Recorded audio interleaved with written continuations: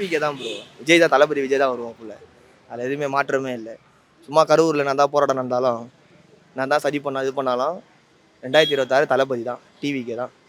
அது வந்து எந்த மாற்றமும் இல்லை, எதுவுமே இல்லை. டிவிக்கே ஃபார் டிஎன் அவ்வளோதான். 26 எலெக்ஷனில் வந்து டிவிக்கு தான் வரும். ஏன்னா இன்னைக்கு மக்கள் மத்தியில் வந்து ரசிகர் மன்றம் அது இதுன்ட்டு போகையில் அவங்க தான் வருவாங்க. ஜெயிக்கு தானே, வேற யாருக்கும் கிடையாது. இல்லை மெஜாரிட்டி யாரும் வர முடியாது. 2026 எங்களை பொறுத்த வரைக்கும் டிவிக்கே தான் ஜெயிக்கணும்னு நாங்கள் நினைக்கிறோம்.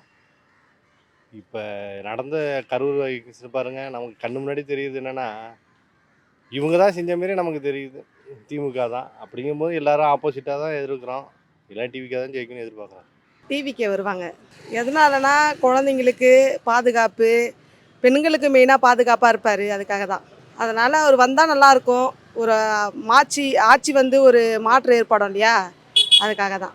இப்போ பார்த்தீங்கன்னா தமிழக அரசியலில் வந்து எவ்வளோ கட்சிகள் புதுசு புதுசாக கட்சிகள் தோன்றி அடுத்தது யார் ஆட்சி அமைக்க போகிறாங்க அப்படின்றத பற்றி எல்லாம் சொல்லியிருக்காங்க. எங்களை பொறுத்த வரைக்கும் பார்த்தீங்கன்னா இப்போது என்னுடைய மனசில் பட்டது தேசிய முற்போக்கு திராவிட கழகம், புரட்சி கலைஞர் டாக்டர் கேப்டன் அவர் மறைவுக்கு பிறகு வருகிற சட்டசபை தேர்தல் முதல் சந்திக்க போகிறாங்க.